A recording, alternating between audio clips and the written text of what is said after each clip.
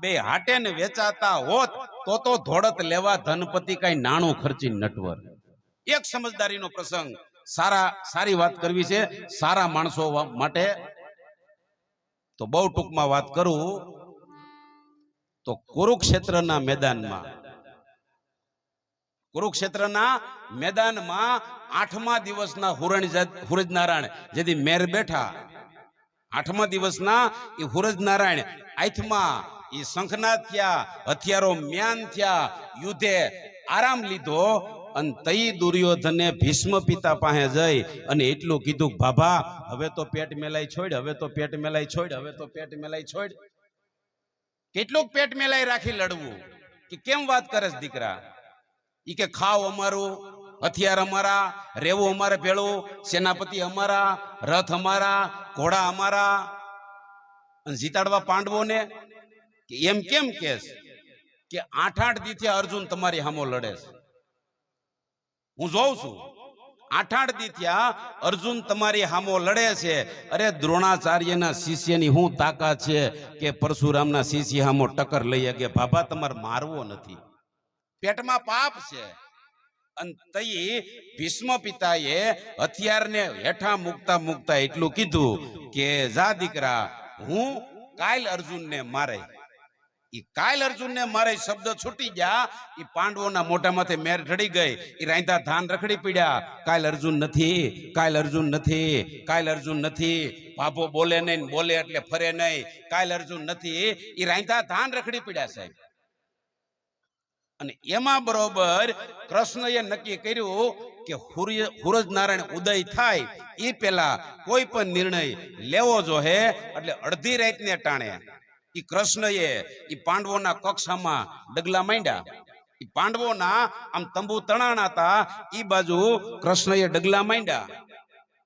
ઈ રાજા ધર્મનો કક્ષ આવ્યો, જોયું, ઈ પડદો ખોલ્યો, માલિકોએ નજર કરી તો રાજા ધર્મ ભાલો હજાવતા હતા. પડદો ઉઠાડ્યો, બાજુનો પડદો ઉગાડ્યો, ભીમ ગદા ફેરવતો હતો. પડદો પાડ્યો, બાજુનો પડદો ઉગાડ્યો, સહદેવ નકુલ તલવાર ઘણતો હતો. પડદો પાડ્યો, બાજુનો પડદો ઉગાડ્યો, સહદેવ બાણ હજાવતો હતો. પથ્થરમાં કહે, ઝેરના વાટકામ બોળે, બાણનો થપ્પો મારી દીધો. ઈ પડદો પાડ્યો, બાજુનો પડદો ઉગાડ્યો તો જમણા હાથ માથે જમણો કાન રહી ગયો તો, અને જમણા હાથ માથે, જમણા હાથળ માથે જમણો હાથ રહી ગયો તો, અને ડાબા હાથ માથે ડાબો કાન રહી ગયો તો. અને અર્ધ ધનુષ આકારની માલિકો અર્જુન હૂતો હતો.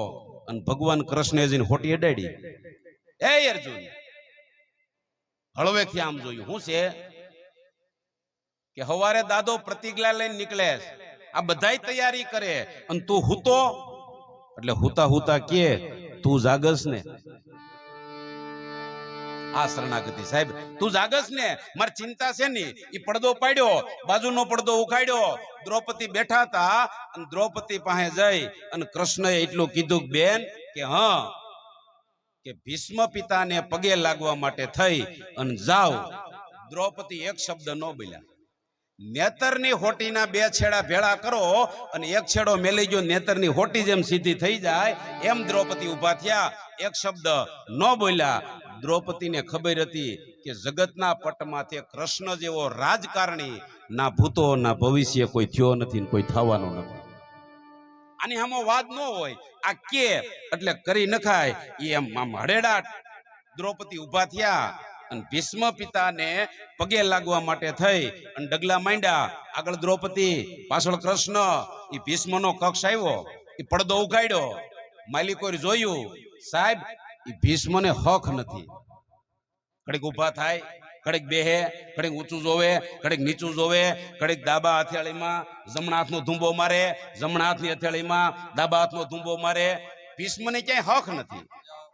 અને એમાં દ્રૌપદીએ જઈ ખોળો પાથરી અને એટલું કીધું કે દ્રુપદ દુલારી, પાંડવોની મહારાણી દ્રૌપદીના પ્રણામ. એટલે ભીષ્મ પિતા કે અખંડ સૌભાગ્યવતી ભવ.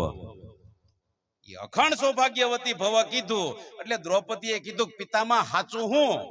કે કેમ કે દી આઈથ મેં બોલ્યા હતા ખવારને અર્જુનને મારાય અને અટાણે એમ કહો છો અખંડ સૌભાગ્યવતી અર્જુનને મારશો સૌભાગ્ય અખંડ રાખશો કેમ અને અખંડ સૌભાગ્ય રાખશો તો અર્જુનને મારશો કેમ? ભીષ્મ કે તારા ભેળું કોણ આવ્યું છે? હે કે તારા ભેળું કોણ આવ્યું છે? કે મારી દાસી આવી છે. ક્યાં ઊભી? ઈ તો બાપુ તંબુન બાયણે ઊભી હોય ને કે મારે તારા દાસીને દર્શન કરવા તો હાલો તંબુન બાયણે. ઈ તંબુ બાયણે ઈ ભીષ્મ પિતા ગયા. ઈ આમ લાજનો ઘૂંઘટ હૈયા સુધી તાણી અને દાસી ઊભી હતી. એટલે ભીષ્મ પિતાએ કીધું કે બેન મોઢેથી પડદો એક વાર કરો, મારે તમારા મુખના દર્શન કરવા છે. દાસીએ માથું હલાવી ના પાડી. બીજી વખત કીધું બેન બેટા મોઢેથી પડદો અળગો કરો, મારે તમારા મુખારવિંદના દર્શન કરવા છે. દાસીએ માથું હલાવી ના પાડી. ત્રીજી વખત કીધું બેન બેટા દીકરી બાપ મોઢેથી લાજનો ઘૂંઘટ એક વાર કરો, મારે તમારા મુખારવિંદના દર્શન કરવા છે. અને ત્રીજી વખત દાસીએ માથું હલાવી ના પાડી. એટલે ભીષ્મ પિતાએ આમ લાજના છેડે હાથ મૂક્યો સાહેબ. એ હાડલાન છેડે હાથ મૂકી અને લાજનો ઘૂંઘટ અધર કર્યો તો અખિલ બ્રહ્માંડનો માલિક કાળિયા ઠાકરને દેખો અને હૈયામાંથી હાયકારો નીકળી ગયો કે હાય હાય હાય. કૃષ્ણ એટલી હૈદ સુધી કાળિયા ઠાકરને દેખો કે આ દાસીના રૂપમાં એટલી હૈદ સુધી. કૃષ્ણ કે પિતામાં બીજું થાય હું? અને તઈ ભીષ્મ પિતાએ કીધું કૃષ્ણ ઈ તો મને ખબર હતી, ઈ તો મને ખબર હતી. આ દુશ્મનની છાવણી અડધી રાતનું ટાણું આ દ્રુપદ દુલારી પાંડવોની મહારાણી એકલી નો આવી હોય, તું ભેળો આવ્યો હોય એટલે તો આ દાદો ભીષ્મ દાસીના દર્શન કરવા આવ્યો. નકર હું ગંગાપુત્ર ભીષ્મ કઈ દાસીના દર્શન કરવા થોડો આવું આવ્યો? બાપ ગમે વેહમાં આવ્યો હોય મને ખબર હતી, પણ મને કૃષ્ણ ઈ નહોતી ખબર કે તું સ્ત્રીના વેહમાં આવ્યો હોય. હવે સાંભળી લે કૃષ્ણ, મારા બાપ સાંત્રુકને જેદી મસગંધા હારે પરણાવ્યા તેદી મસગંધાન બાપુએ કીધું તું તારો દીકરો જુવાન છે ભીષ્મ, તારો દીકરો જુવાન છે તો મારી દીકરીના દીકરાને કેદી સિંહાસન મળે? અને તેદી મેં કીધું તું કે હું તો સિંહાસન નહીં લઉં, પણ કદાચ ને મારા છોકરા સિંહાસન ઉપર બેહે એવો તમને વેમ હોય તો હું ગંગાની સાક્ષીએ સોગન ખાઉં છું કે ખોળિયાની માલિકો પ્રાણ રહે ને તા સુધી હું સ્ત્રીને હાથ નહીં અડાડું. મેં ભીષણ કર્મ કર્યું તું, મેં ભીષ્મ પ્રતિજ્ઞા લીધી હતી. પણ કૃષ્ણ હવે સાંભળી લે, અડધી રાતને ટાણે સ્ત્રીના વેહમાં આવી હાડલાન છેડે હાથ મુકાવી મારી પ્રતિજ્ઞાનો ભંગ કરાવ્યો છે તો હું 33 કોટી દેવતાઓ અપ્સરો ગંધર્વો કિન્નરો ચારણો જોગીઓ જતીઓ સતીઓ મુનિઓ ઈ તપસ્વીઓ ઈ તારાઓ નક્ષત્રો ની સાક્ષીએ હું સોગંદ ખાઉં છું કે કાલ સવારે તારા હાથમાં હથિયાર ધારણ કરાવી અને તારી પ્રતિજ્ઞાનો ભંગ ન કરાવું તું ભીષ્મ નહીં. અને સાહેબ કારતક વૈદ છઠના જેદી હુરજ નારાયણ ઉદય થયા, હમે હમા યુદ્ધ મંડાણા, એ હમે હમા સૈનિકો, હમે હમા રથ, હમે હમા ઘોડા આવ્યા. આ બાજુથી ભીષ્મનો રથ, ઓલી બાજુથી એ અર્જુનનો રથ, એ હમે હમો આવ્યો. શંખના થયા, યુદ્ધ પ્રારંભ થયું અને આ બાજુ અર્જુન એ કાન સુધી પણજ ખેંચી અને તીર છોડે એને તેદી સાહેબ અગ્નાસ્ત્ર કહેવામાં આવતું હતું. અગ્નિ ઉત્પન્ન થાય કૌરવોની સેનાને ભરખવા માટે થઈ અને અગ્નિ દોટ દે, એ અગ્નિને બુજાવવા ભીષ્મ બાણ છોડે એને મેઘાસ્ત્ર કહેવામાં આવતું હતું. એ મેઘ ઉત્પન્ન થાય, વરસાદ થાય, અગ્નિ બુજાવી દે, વરસાદને રોકવા અર્જુન બાણ છોડે એને પવનાસ્ત્ર કહેવામાં આવતું હતું. પવન ઉત્પન્ન થાય, એ વાદળા વીખી નાખે, વરસાદ રોકાઈ જાય. પવનને રોકવા ભીષ્મ બાણ છોડે એને ઈ પર્વાસ્ત્ર કહેવામાં આવતું હતું. ઈ પર્વતની દિવાલ થઈ જાય, આમ સમૂહ રચાઈ જાય, પવન રોકાઈ જાય. પર્વતને રોકવા અર્જુન બાણ છોડે એને તેથી વજ્રાસ્ત્ર કહેવામાં આવતું હતું. વજ્ર ઉત્પન્ન થાય, એ પર્વતના ટુકડા ટુકડા કરી અને ધરતી માથે નાખી દે. એમ અગ્નિ અસ્ત્ર હિતે યોમ બીસ કિન જ્વાલ માલ મેઘા અસ્ત્ર હિતે જાલ તાઈ કો બુજાઈ હે વાયુ અસ્ત્ર હિતે મેઘા ગીરી અસ્ત્ર હિતે વાયુ અને વજ્ર અસ્ત્ર હિતે ગીરી છીન મે ખપાઈ હે. સાહેબ તેથી કોઈ કોઈને દા ન દેતા. તેથી 2 જણા લડતા હતા, ભીષ્મ અને અર્જુન 2 જણા લડતા હતા. 18 અક્ષોણની સેના તેથી લડવાનું ભૂલી ગઈ. એ જોતા હતા કોણ બાણ છોડે છે, કોણ બાણ તોડે છે, કોણ બાણ તોડે છે, કોણ બાણ છોડે છે. 4 પ્રકારની ધનુર્વિદ્યા હતી બાપુ. તોડવું, છોડવું, જોડવું અને છૂટેલાને પાછું બોલાવવું. આ 4 પ્રકારની ધનુર્વિદ્યા ઈ સૈનિકો જોતા હતા, કોણ તોડે કોણ છોડે. ભૂલી જાય એકાબીજાને તલવારું પોરવી દેવાના હતા. એ સૈનિકો એકાબીજાને તલવારું પોરવી દેવાના હતા ને એ સૈનિકો એકાબીજાને ખંભે હાથ દઈને ઉભા રહી ગયા હતા ને જોતા હતા કોણ છોડે છે ને કોણ તોડે છે. આવું યુદ્ધ જામ્યું સાહેબ. પિતામહ પારથ પ્રબલ પ્રહાર પેખી પારથી અનેક એકતે હર્યો રહો. એ સૈનિકો એકાબીજાને ખંભે હાથ દઈને ઉભા રહી ગયા. એમાં બરોબર અર્જુનના રથમાંથી બાણ છૂટ્યું નહીં. અર્જુન આમ ઉભો રહી ગયો. કૃષ્ણએ જોયું કે અર્જુનના રથમાંથી બાણ છૂટ્યું નહીં. કૃષ્ણએ આમ અધર જોયું તો અર્જુન ઉદારત બલ શસ્ત્ર કો બિસાર બેઠો વામ પાની ધરી ભૂપ ગાંડીવ ધર્યો રહો. એ અર્જુન એ ડાબા હાથમાં બાણ રહી ગયું અને જમણો હાથ ભાથામાં રહી ગયો. સાહેબ અર્જુન આમ ઉભો રહી ગયો. શું કરવા? અર્જુન બાણ કાઢવા જાય. અર્જુન આમ બાણ કાઢવા જાય, અડધું બાણ નીકળ્યું હોય, ભીષ્મનું બાણ છૂટી ગયું હોય, અર્જુનનું બાણ તૂટી ગયું હોય, પોખડું હાથમાં રહી ગયું હોય અને બાણ પાછું ભાથામાં વયું ગયું. સાહેબ તેથી અર્જુનને બાણ કાઢવાનો ભીષ્મએ વેત નહોતો રહેવા દીધો. અર્જુન ઉદારત બલ શસ્ત્ર કો બિસાર બેઠો વામ પાની ધરી ભૂપ ગાંડીવ ધર્યો રહો. ડાબા હાથમાં ગાંડીવ રહી ગયું, જમણા હાથમાં તીર રહી ગયું. અર્જુન આમ ઉભો રહી ગયો અને એવું યુદ્ધ જામ્યું. એમાં સૈનિકો લડવાનું ભૂલી ગયા. અર્જુન અસ્ત્ર શસ્ત્રની વિદ્યા ભૂલી ગયો, પવન વાવાનું ભૂલી ગયો, સૂરજનારાયણ હાલવાનું ભૂલી ગયા, ઘોડા ડગલા માંડવાનું ભૂલી ગયા, ઈ સમુદ્ર વહેવાનું આ બધા ભૂલ્યા. એમ અખિલ બ્રહ્માંડનો માલિક કાળિયો ઠાકર પોતાની પ્રતિજ્ઞા ભૂલી ગયો. પંડકો બિસાર ભક્ત પ્રેંડ પ્રતિ પ્રલી બેઠો અને ધરી રથ અંગ રાશિક ચાબુક પીડ્યો રહો. એ હાથમાં રાઈન સાબુક પીડાર્યા. અખિલ બ્રહ્માંડના માલિકે ઈ રથનું પૈડું ઉપાડ્યું અને ઠેકડો માર્યો. પણ તાસીને એવા વિષમભર સમર મે કીનો કોપ તતો કમર પે છૂટો પટ ને અમર પીડ્યો રહો. સાંભળજો સાહેબ, બહુ મજાની વાત. કૃષ્ણે ઠેકડો માર્યો, કડિયેથી પિતાંબર છૂટી અને ધરતીમાંથી આવતું રહ્યું. ઈ કમર પે છૂટો પટ ને અંબર પીડ્યો રહો. ઈ કડિયેથી પિતાંબર છૂટી અને ધરતીમાંથી પીડ્યું.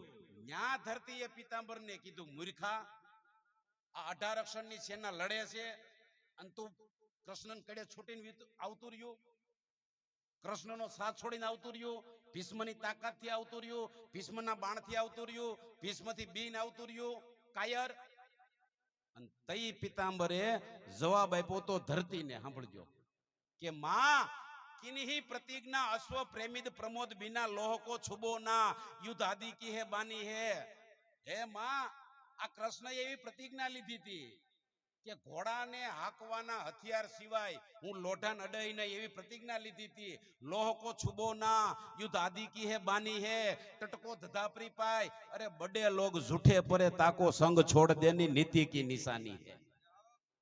મોટો માણસ જેથી ખોટો પડે ને તેથી એનો સાથ છોડી દેવો જોઈએ. એટલે આવતું રહ્યું છું, બાકી ભીષ્મની તાકાત એક ભીષ્મથી બીન નથી આવતું રહ્યું. અને હવે સાંભળજો, નર રથ તે ઉતરે પકરે હરી કો પાવ અહા અન્યાય કહા કરત હો. અર્જુને સાહેબ ઠેકડો માર્યો, અર્જુને ઠેકડો માર્યો. એ ભગવાન કૃષ્ણનો પગ પકડીને એટલું કીધું કે હે નાથ, આ અન્યાય થાય, શું કરો છો, શું કરો છો, આ પ્રતિજ્ઞાનો ભંગ કર્યો, શું કરો છો. એમ કેતા કેતા અર્જુને રથમાંથી ઠેકડો માર્યો. એ કૃષ્ણને બત ભરી ગયો અને સામેથી સાહેબ ભીષ્મએ ઠેકડો માર્યો. ભીષ્મએ ઠેકડો માર્યો અને કૃષ્ણ હામો લાંબો હાથ કરીને એટલું કીધું, આપ કહે મેં શસ્ત્ર બિના હરિહુ ભૂમિરો ભાર. ભીષ્મ પિતા કૃષ્ણને કહે છે કે તમે એમ કહેતા હતા કે અસ્ત્ર શસ્ત્ર વિનાનો ભૂમિનો ભાર હળવો કરી દે. આપ કહે મેં શસ્ત્ર બિના હરિહુ ભૂમિરો ભાર. તો અમે એક ક્ષત્રિકા ના ગીને, અમને ક્ષત્રિય નહોતા સમજ્યા. કાલ તમે મારી પ્રતિજ્ઞાનો ભંગ કર્યો તો આજ મેં તમારી પ્રતિજ્ઞાનો ભંગ કર્યો છે. અને હવે ધ્યાન રાખજો, પ્રતિજ્ઞા લ્યો ને તો મારા જેવા ભીષ્મ જેવા ભટકી ન જાય. તઈ કૃષ્ણએ જવાબ આપ્યો તો સાહેબ, ભીષ્મને કૃષ્ણએ જવાબ આપ્યો તો કે ડારી ચક્ર હરિ હર્ષિધિયો અને ઉત્તર દિયો વ્રજરાજ. કે કે તોરી પ્રતિજ્ઞા મોર આજ તોર પ્રતિજ્ઞા કાજ. હે ભીષ્મ, મેં મારી પ્રતિજ્ઞા તોડી હોય તો તમારી પ્રતિજ્ઞા રાખવાને ખાતર તોડી હતી. કારણ કે અબજ મને મળવો હોય તો ભલે મને મળે, પણ મારા ભક્તને ન મળવો જોઈએ એટલા ખાતર થઈને મેં મારી પ્રતિજ્ઞાનો ભંગ કર્યો છે. આ લાજનો રાખનાર સૌને દેતો તમને પણ દેશે, એનો શું તને એતબાર નથી? એ હવનું સાંભળે, એ તારું કાન સાંભળે, પણ તારા અંતરનો પોકાર નથી. હરિઓમ તત્સત. જય ગુરુદત્ત, જય ગુરુદત્ત, જય ગુરુદત્ત.